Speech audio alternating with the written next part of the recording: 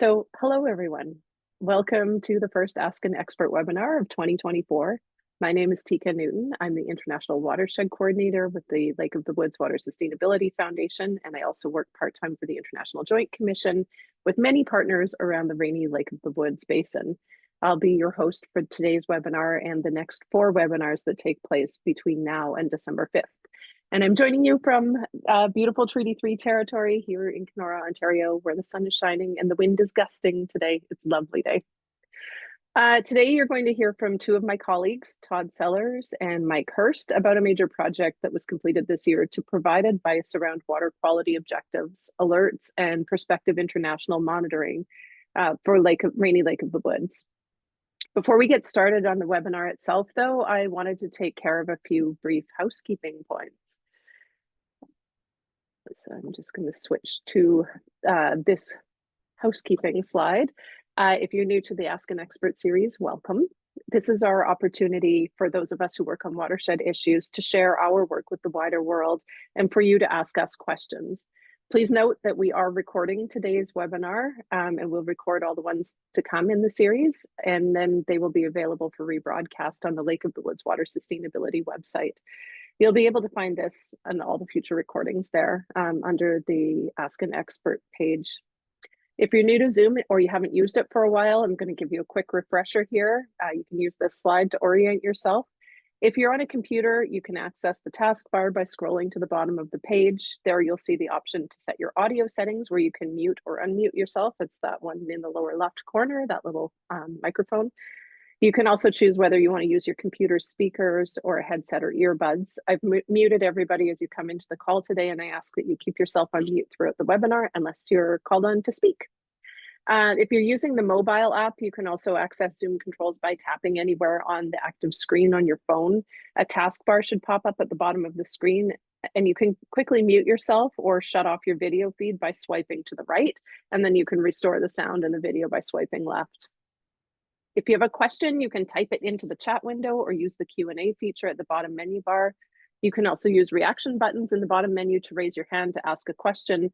But we're going to let the speakers finish their presentations first before asking questions.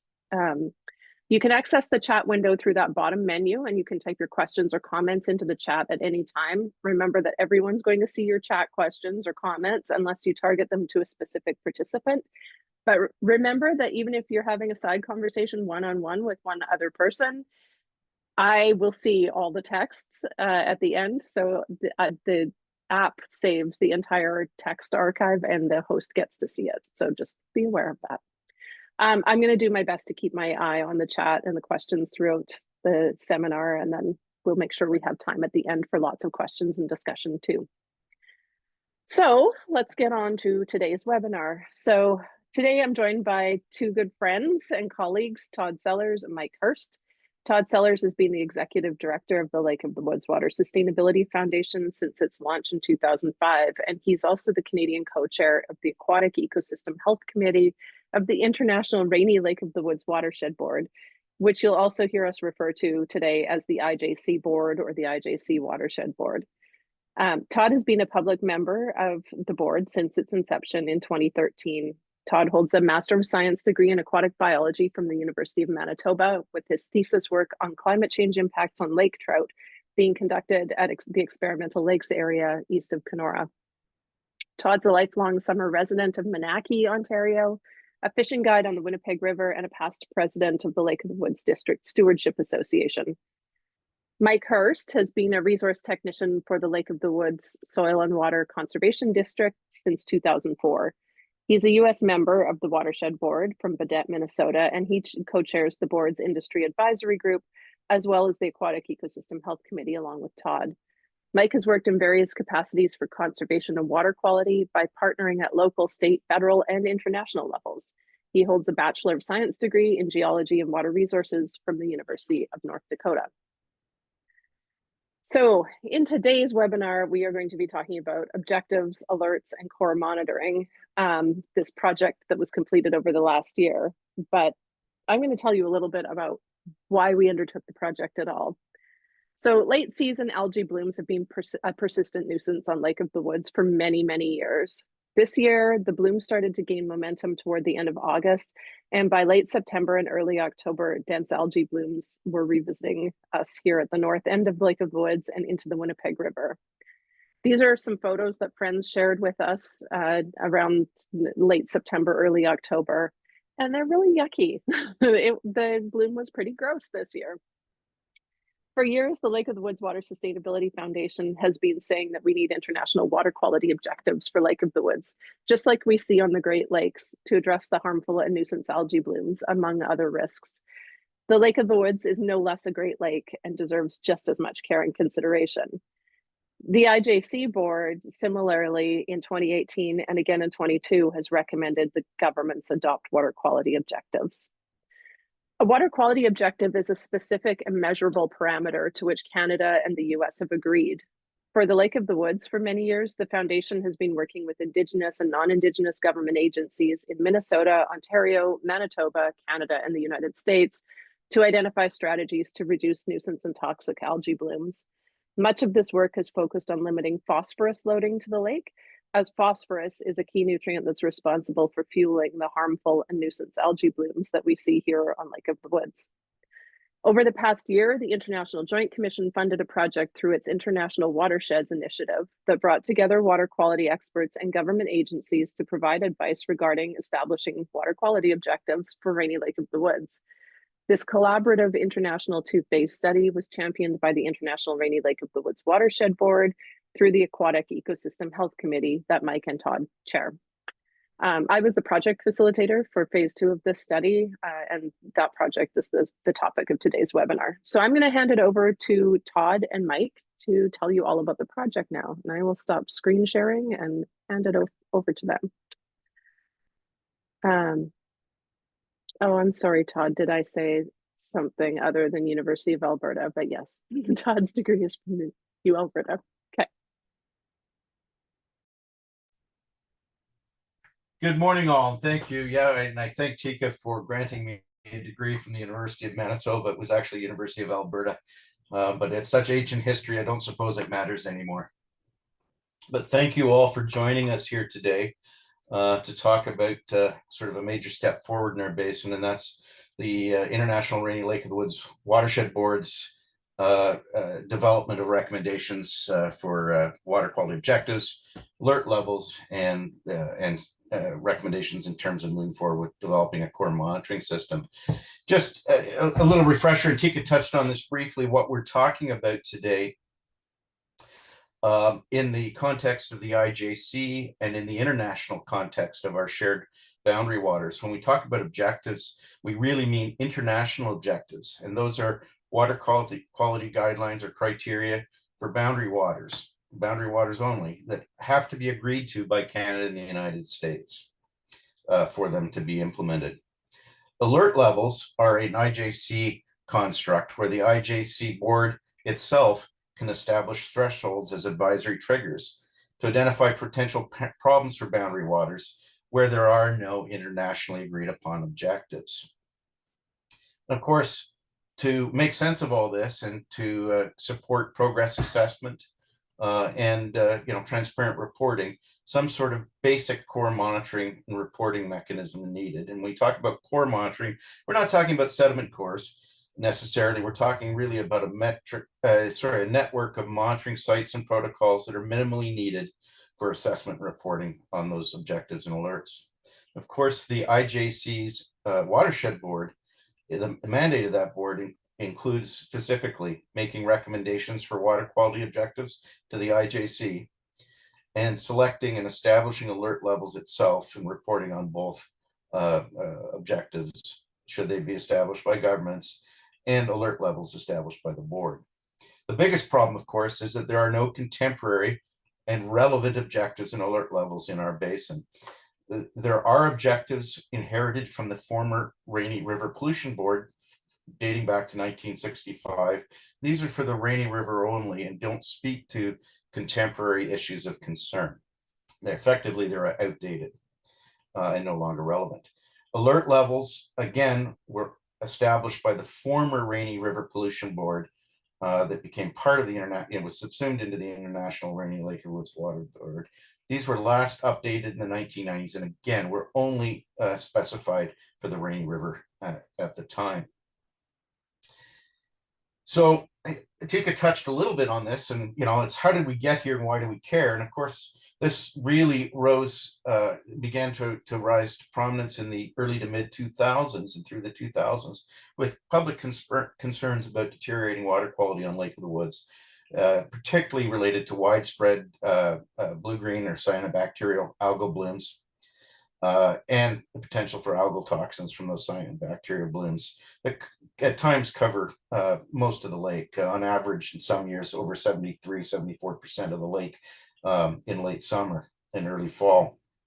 Of course, in 2008, in response to assessment of the U.S. portion of Lake of the Woods, Minnesota added the U.S. portion of Lake of the Woods to its impaired waters list pursuant to the U.S. Clean Water Act's EPA 303 D list.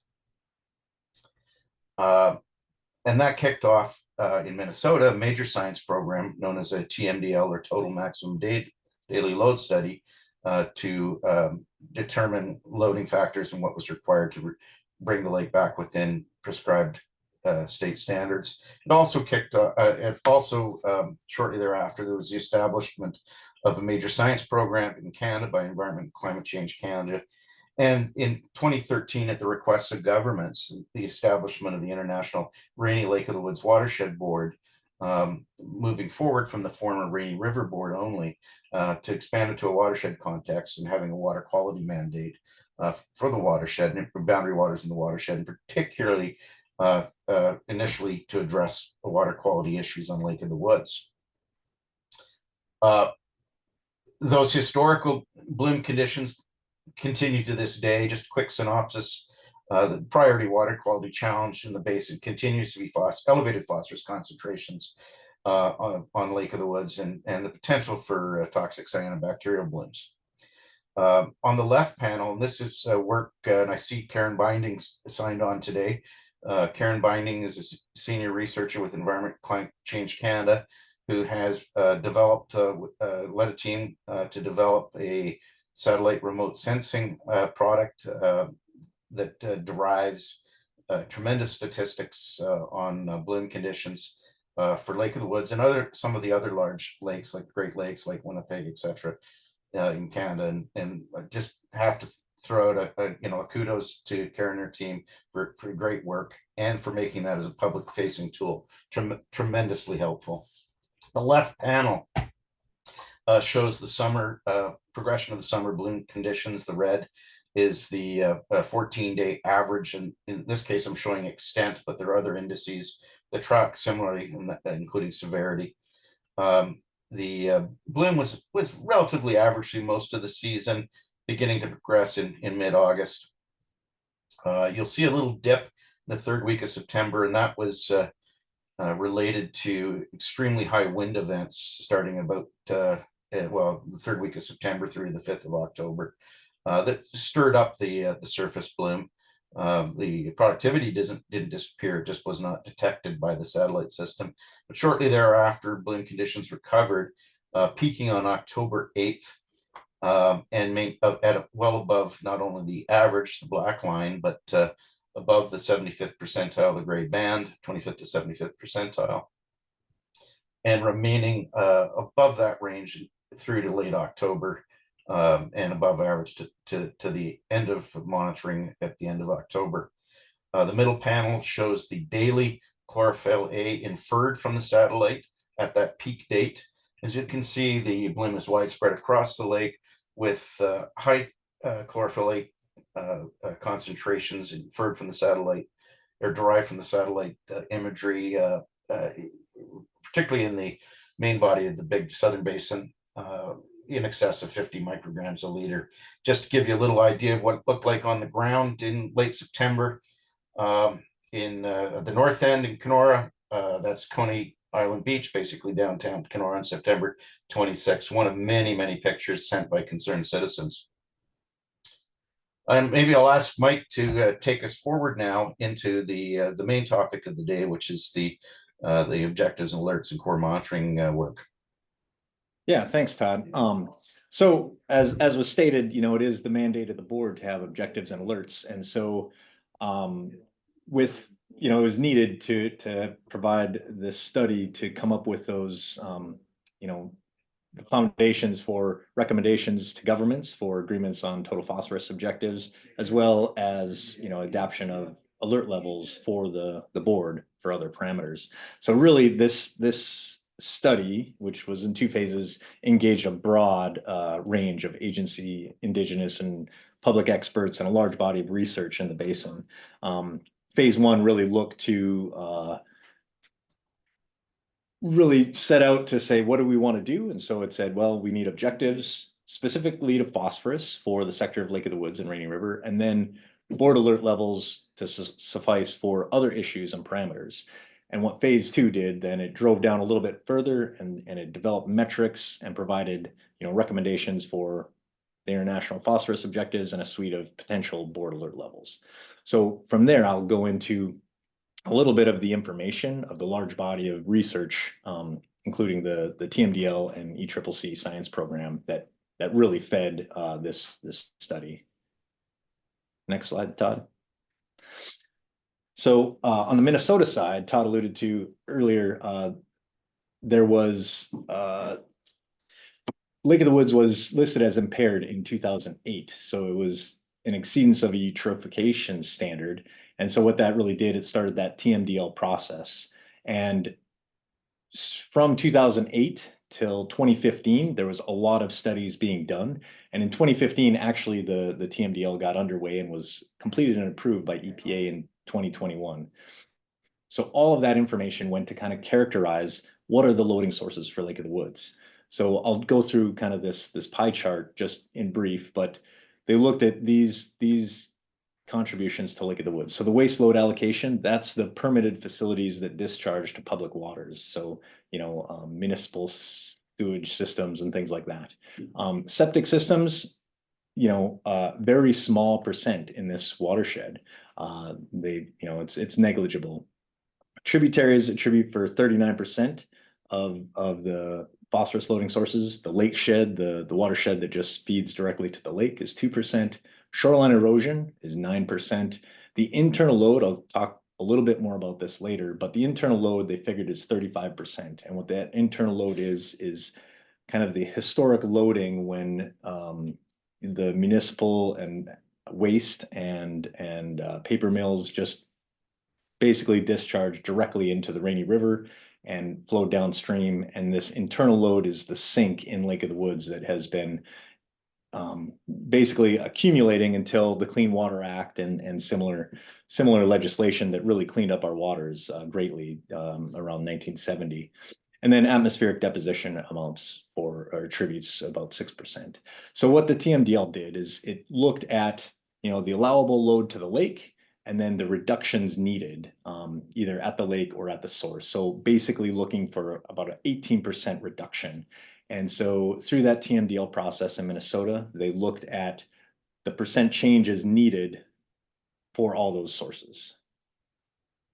Next slide, we'll go to kind of the Canadian counterpart of that. So as the TMDL was going on, US and Canada, Minnesota, Ontario, they were working with each other to kind of say, okay, you guys got science, we want to make sure we've got it right on our side too.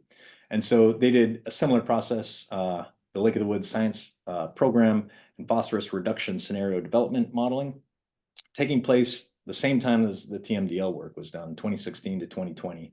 And so they kind of got a baseline of a phosphorus load for the various sources as well. And so this supports objectives and loading targets. So they're very comparable outputs to Minnesota's science, despite different time scales and methodologies. But really, they came to a similar conclusion that there's a reduction needed for about 18% and a total 720 metric tons to be met in the next 20 years, and that would require or that would meet that 30 milligram or micrograms per liter in the South Basin. Next slide. So with all that background of information, here's where the phase 2 objectives and alerts study landed. So the government agreed upon objectives that were recommended from the Aquatic Ecosystem Health Committee to the board to the IJC just a week or so ago. They're looking for phosphorus concentrations in the north or in the south basin of 30 micrograms per liter and 20 micrograms per liter in the north. Also looking for a total phosphorus load reduction to 720 metric tons within 20 years. And then also looking at bloom indicator reduction. So decreasing bloom trends, looking at the severity extent based upon Karen Binding's work, the satellite indices at multi-year and decadal scales. From there, that's what governments need to kind of agree to. So we've started that process that should be happening, but that takes time.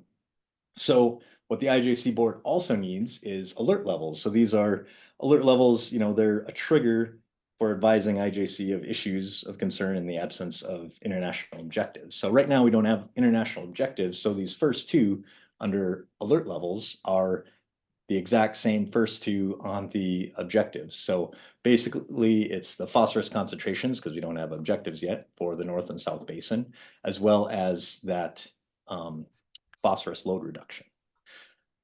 Beyond that, we're also looking at phosphorus concentrations in other waters. So the Rainy River, we're looking for a flow weighted mean concentration at Manitou Rapids to be less than 30 micrograms per liter. And then 3 other water bodies, Lake Kaptogama, upstream of the Rainy River, 30 micrograms per liter. And then 2 cold water bays in Ontario, Clearwater Bay and Whitefish Bay, for trout fishery considerations. In addition to that, for human health considerations, we're looking at 3 classes of cyanotoxins, as well as a mercury concentration. So that's sort of the summary recommendations for the objectives and alerts. And from there, we also need to look at core monitoring, which is the next slide. So to be able to assess these waters, if we're actually meeting the water quality objectives and alerts, we need a monitoring network to assess that. So, and agencies are meeting this winter yet to kind of scope this together. But really, what's shown on this slide is the existing sites that are monitored through various agencies, from the Rainy River down through Kenora. So there's 5 flow water level gauging stations, 6 river pollutant monitoring stations, 7 Lake of the Woods sites, and so anyways, agencies will be working through that and seeing, what is needed, what is existing, and what do we need to make sure we're able to report upon these objectives and alerts.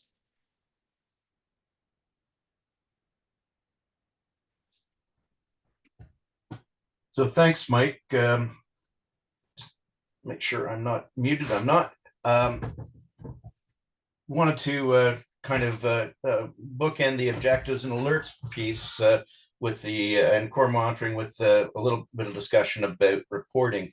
Part of the IJC board's mandate is to annually provide an exceedance report to the commission, and that the subject of that are objectives, alerts, and exceedances of permitted wastewater treatment facilities or spills or bypasses from those facilities.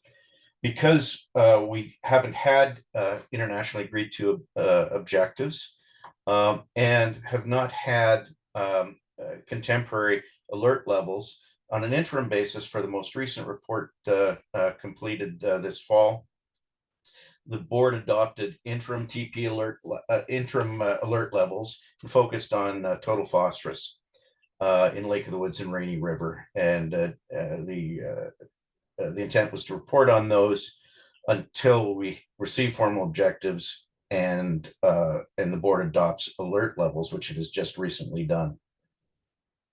The short take on that, this report covered the period of 2019 to 2023. It was a little bit of a catch up for years over the COVID period. And the short take on it is there are exceedances of its total phosphorus, both on episodic basis and on seasonal averages, midsummer means, July to beginning of October, both in the north end and in the south end of Lake of the Woods. the exceedance of in the south end on a midsummer basis above 30. By inference, that means that it's still exceeding the threshold for Minnesota's impaired designation of 30 micrograms a liter on a midsummer mean basis, and the level is indicated by the blue dotted line in the bottom left chart. There were also a couple of or several operational exceedances of TP concentration effluent permit requirements, both in Ontario and Minnesota, as well as a couple of unauthorized discharges, one in on the Canadian side and two on the United States side during that 2019 to 2023 period, directly into the Rainy River. In all of these cases, both the operational exceedances of permit TP criteria and the unauthorized discharges, the responsible agencies have addressed these with corrective measures, and so there is no binational need for the IJC to become involved in any way in that. The responsible agencies have taken the appropriate action to implement corrective actions. So that's basically where we've got to date with the current exceedance report. But moving forward, now that we have the board has adopted a suite of alerts, the first two being interim phosphorus alerts mirroring the proposed or recommended TP objectives. The TP alerts on phosphorus will be reported on along with the alerts that the board has adopted for bloom indices, mercury and fish tissue, and the suite of 3 classes of cyanotoxins. Work on that report will begin in January through the Aquatic Ecosystem Health Committee for reporting to the board and ultimately to the commission next fall. I think, Mike, maybe if you could give us some commentary on work underway towards meeting the objectives that the board has recommended for TP, and effectively the interim IJC board TP alert levels that have been established last couple of weeks ago. Yeah, thanks, Todd. So kind of looking at, we looked at what the TMDL said, as far as reductions and meeting, some of those thresholds. I'll just kind of step back and talk a little bit about the progress in Minnesota and kind of how that's approached. So really, I really have to mention, this watershed approach that Minnesota has taken. So back in 2008, the residents of Minnesota passed an amendment which provided for clean water funding for 25 years. So this work is really fundamentally based on those funds being available. So those funds support, assessments of all major watersheds. So these kind of dark green watershed boundaries are major watersheds in Minnesota.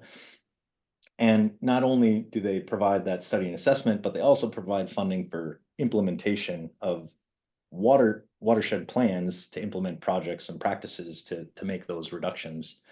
And so looking at these watersheds across here, Lake of the Woods, Rainy Rapid, as well as the one in the headwaters, the Rainy Headwaters Vermilion watershed, those watershed plans are completed and they're receiving funding to do watershed work. The Rainy River, Rainy Lake is in draft form and is going to be completed here very shortly. And the Big Fork and Little Fork are started and will be completed in the near future. So we're in good shape to really address the needs of this watershed. And embedded in those watershed is the TMDL. So next slide. So based upon the progress from Minnesota towards the TMDL reduction, so back to kind of the TMDL, here's another look at those reductions that we're looking to make. The TMDL specifically called out 5 areas of reduction. So that's tributaries, internal load, shoreline erosion, septic systems, which is very small amount, and then waste load allocation. So I'll just start with the waste load allocation. You don't have to really worry about all the numbers on the far right, but But the waste load allocation, this is all reductions from permitted facilities that discharge to public water. So many of these reductions were actually made before the EPA finally approved the TMDL. So these were just reductions in permits or upgrades to some of these systems, so their permit amounts were also reduced. Resolute Abitibi, the one on the bottom for that point source list, that one was the mill over in Fort Francis that is no longer in operation. So that also helped meet that waste load allocation. The next one I'll talk about is the internal load. So the internal load, as I mentioned before, is the reduction that we hope to see based upon models. If we limit the amount of total phosphorus coming into the system, we'll see a decrease in internal load over time. So the way the models are predicting that is every year we'll lose about 1% of internal load. And so that will meet the needs for the phosphorus reduction. The other three, tributaries, shoreline erosion, and septic systems, are things that we can address with some of our watershed planning efforts. So next slide. So again, this is progress towards the Minnesota TMDL reductions. So you can see on the map on the left, the salmon colored watershed is the Lake of the Woods watershed.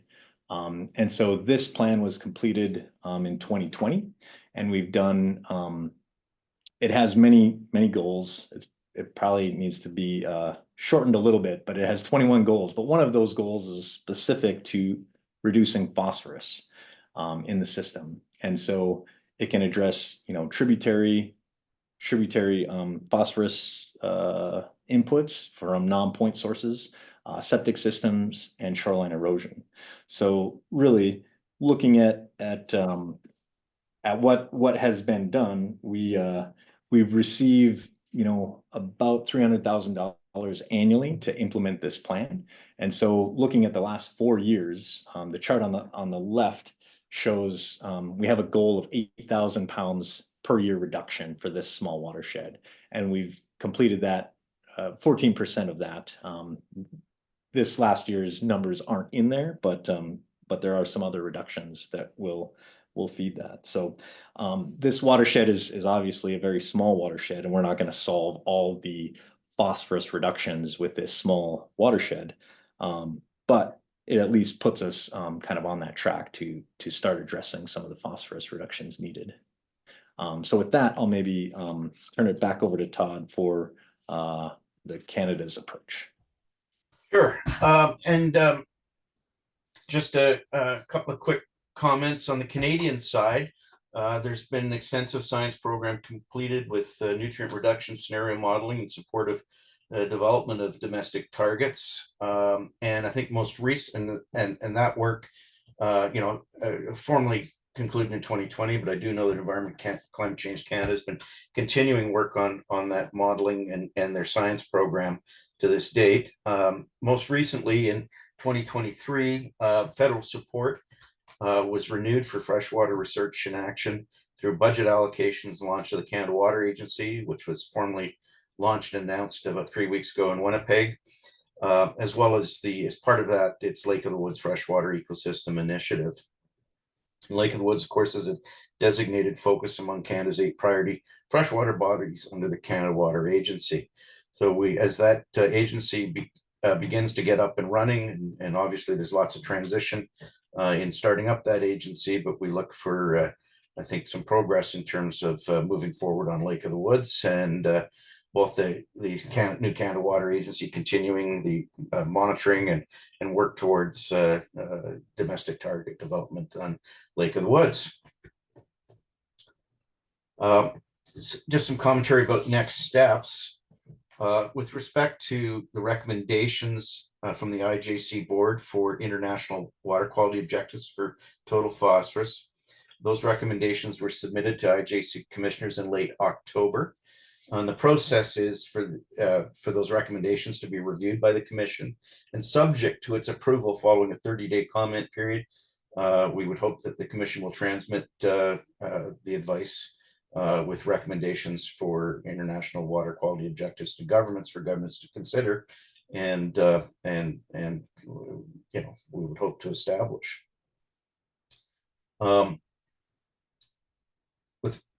In support of objectives, and indeed also the board's alert levels, the core monitoring program is needed. And as we noted, an outline, a wireframe of it's been developed and proposed as part of the work of the IJC board.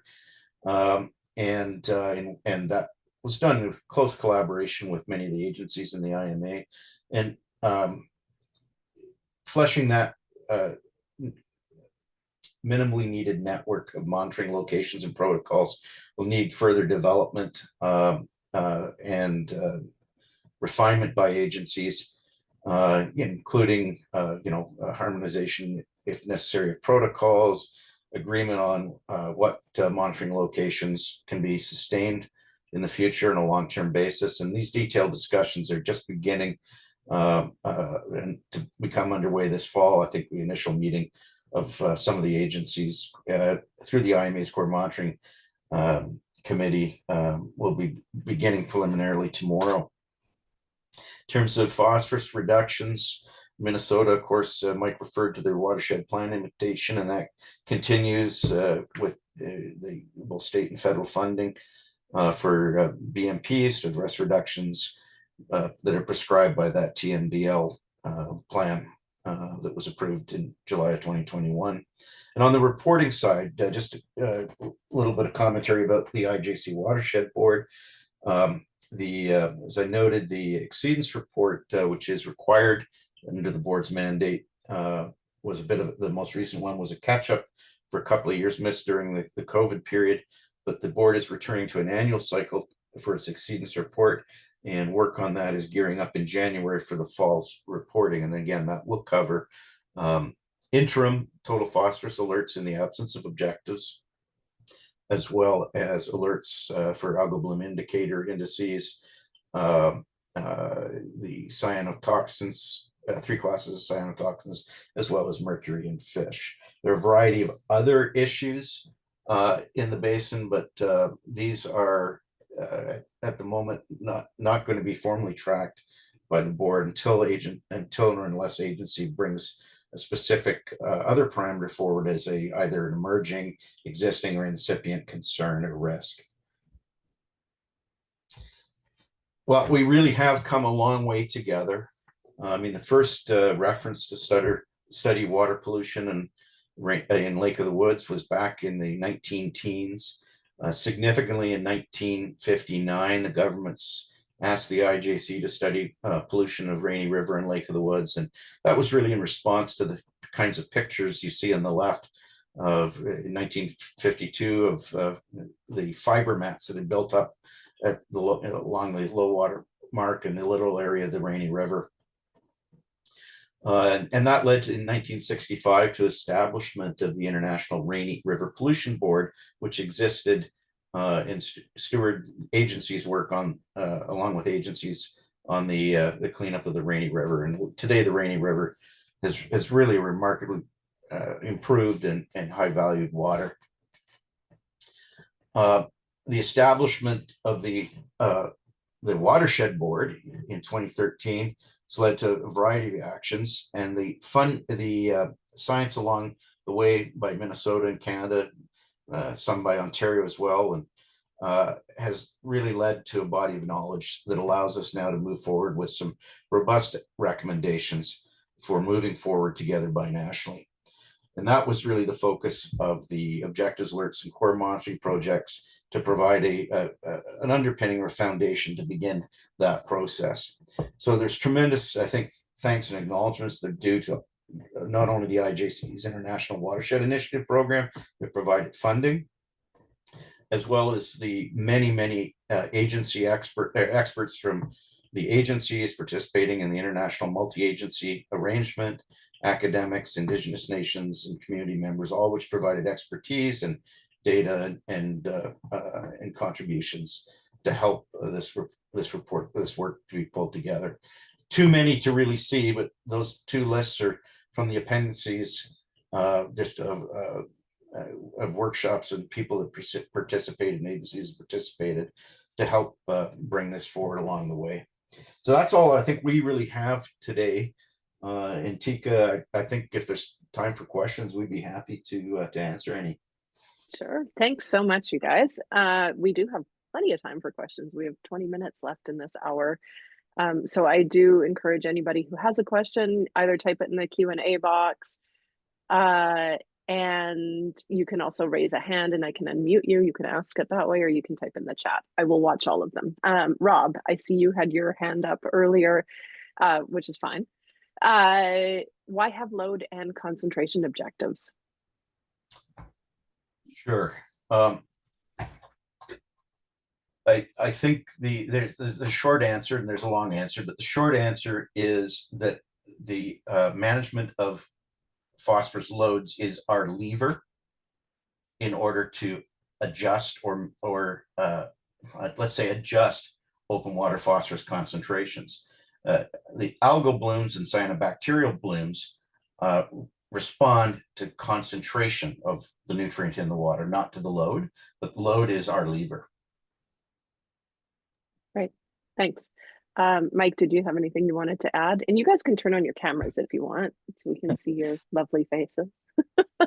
Yeah, no, I didn't have anything to add. I think no, that's a good Okay. good point. Yeah, there's and loading integrates, concentration is one thing, but load integrates both concentration and flow volume into a mass. But at the end of the day, the rationale for two is that that manipulating load or managing load is our lever to achieve the concentration to which the algae and cyanobacterial respond to. Great, thanks. There was a great question in the chat from Sharon. This is probably a good one for Mike. Any guesses how the change in the U.S. administration may impact the efforts to reduce nutrient loading from U.S. sources?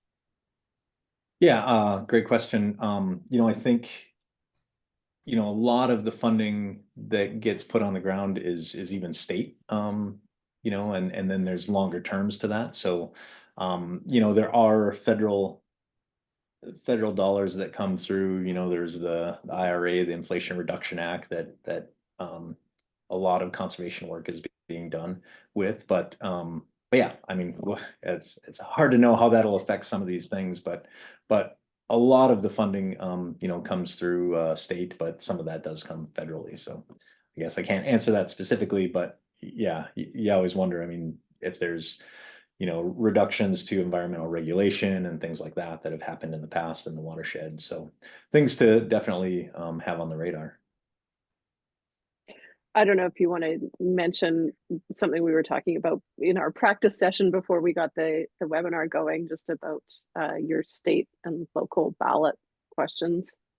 Yeah, there was in Minnesota, there was a ballot question for our state lottery dollars. 40% of that goes to conservation work in the state. And so the ballot question was, do you want this to continue to go towards conservation work or just into the general fund? And that did pass to continue to go to conservation. So that was a good thing. Definitely. Thanks. Question in the chat from Brian. Has Canada started any work on developing watershed management plans for the sub-watersheds on the Canadian side? Todd, I don't know. You want to take that one? I think it's fair to say that Canada has had some discussions with partners around that, and indeed 2 or 3 years ago did, through a contribution agreement, support the foundation in doing a preliminary scoping framework for what would be needed to develop a watershed management plan in Canada. So it's early days, and if there's anybody else on the line who has any more specific agency information, we'd be delighted to have them raise their hand. But that's where we're at this stage. Is we have a sort of an outline, a framework for moving forward that's been developed sort of at the community level, and we hope that with the establishment of the Canada Water Agency and a renewed focus from the federal government on priority water bodies like Lake of the Woods, that some efforts will move forward rapidly. Great, thanks. Daniel, okay. Daniel, for those who don't know Daniel, who just commented in the chat panel there, is a representative of the Canada Water Agency and just agreed that that was a good summary. Go ahead, Mike. Yeah. Yeah, I just wanted to mention one thing with, Minnesota has, the watershed plans and things like that. But even as looking at the TMDL, one thing that should be noted is a lot of this watershed is fairly natural. And so finding reductions that really reduce some of that target load is difficult. Even if you have funding to do those things, like finding projects that really prioritize and you can actually work either, a lot of it's voluntary landowner,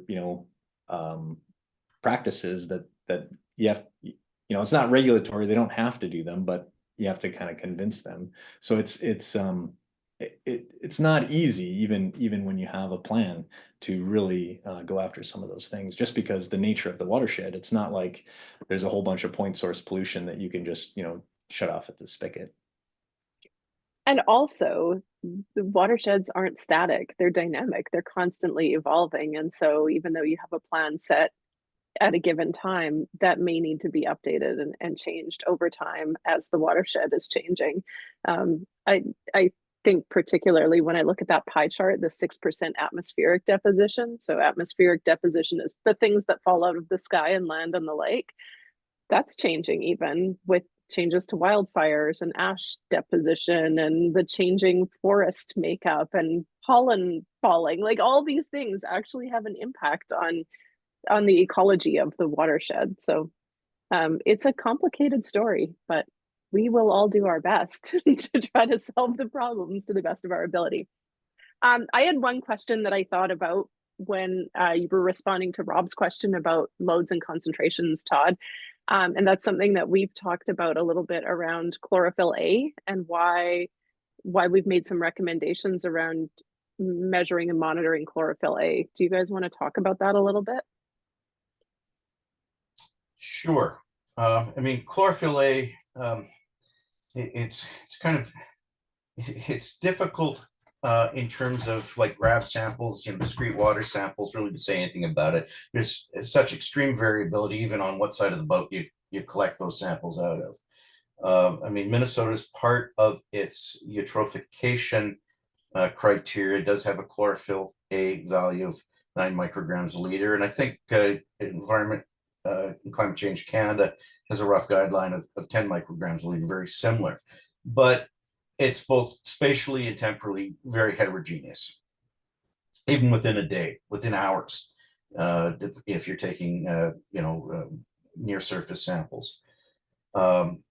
So what we thought would be the best approach is to take the bigger picture from the sky perspective over this vast lake of 4,000 square kilometers, take that bigger picture and longer term look that the EO Lake Watch system that's been developed by Environment Climate Change Canada has, and look at and using some measure of the indices derived by that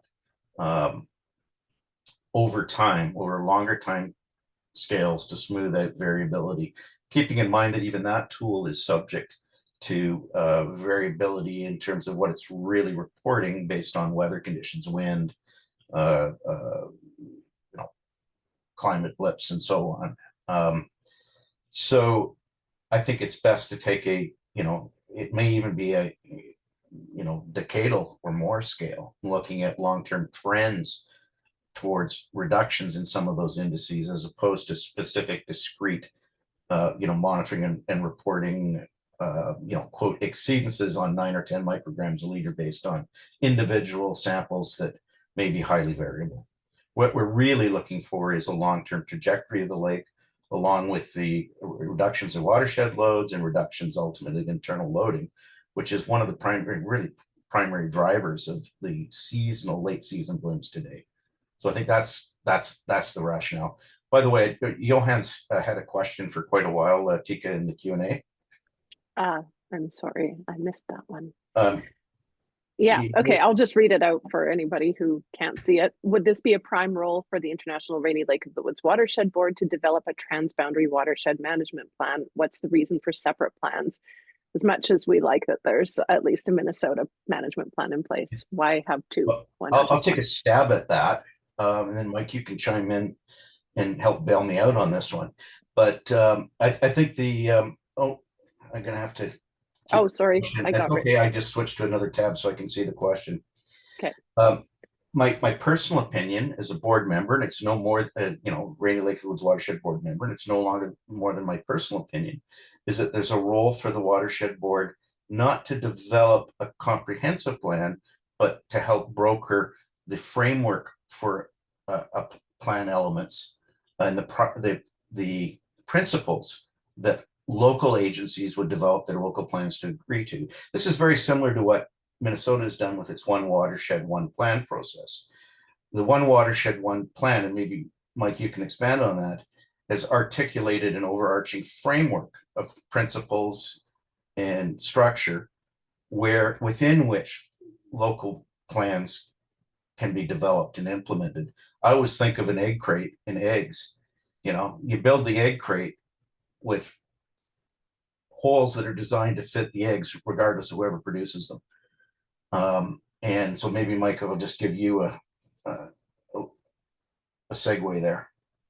Yeah, no, I think that's a good question. And I think, from my standpoint in working with those plans, really what the state has done is if you have too big of a plan, it's really hard to implement. The plans that the state of Minnesota has, they're Huck 8 is what they're on, but you saw them for the Minnesota side, there's 6 different planning regions. And so those are areas enough where you're planning with partners, whether they're different jurisdictional cross county lines or municipalities, but it's not, from Kenora to Ely, and you're trying to coordinate some of that stuff. So it's more, it's something you can actually put a goal on and realistically get to within that scope. So I think overall, like those small plans are good to implement. A larger scale plan, I think all those plans can fit together. Back in Nolan Baratono's day, he did a plan for the Minnesota side from Lake of the Woods all the way upstream to Ely, but it's harder to implement. It was everybody from those jurisdictions kind of putting in their input from their smaller watersheds because that's what they know. But that's kind of my take on that piece. Yeah, and from my perspective, just to address two of Johann's points specifically, yeah, I think it would be a good role for the watershed board to help convene that common space where all nations and stakeholders could be brought together to agree on what's the overarching framework and principles, so that we're all working towards the same. I hate to use the word objectives because we're using that in a different context today, but so that we're working towards the same goals. Having said that, the IJC and its board is not in a position in terms of its own authorities to overreach the responsibilities of either other nations, jurisdictions, or local responsible authorities, like in Minnesota, soil and water conservation districts. But I think we can help provide that binational context and binational frameworks through which local plans can be developed to work towards common goals. And I would love to take that offline with you, Johann, in the planning unit at Grand Council Treaty 3 and have those discussions. Great. I do not currently see more questions in the Q&A queue. Yes, looking forward to that conversation, Johann. It's a really good question. Oh, there was one other one I thought about while you were talking, Todd, and now it's slipped my mind. Oh, I know what it was. One thing we didn't talk about in this presentation was why there are different concentration objectives in Lake of the Woods South and North. What's the difference? Why is it lower at the north end? They are two very different water bodies.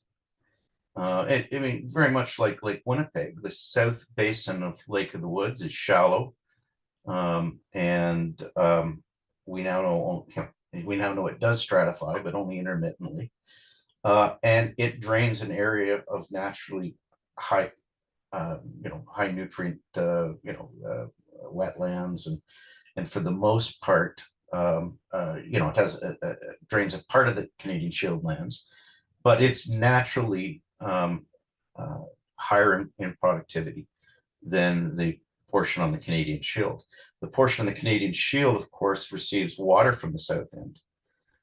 So it's influenced by that south to north flow of more nutrient-rich waters. But it would be unreasonable to prescribe, to suggest, for example, the same objective for local conditions in the south end of Lake of the Woods and the north end, the north central basin near Kenora. We certainly want objectives that are not unreasonably unachievable as well. And these objectives may have to be adjusted, on some review, 5, 10, 15 years, depending on how we do towards these aspirational objectives. We certainly don't want to lower productivity to the extent where you impair the productivity of the fishery, for example, on Lake of the Woods.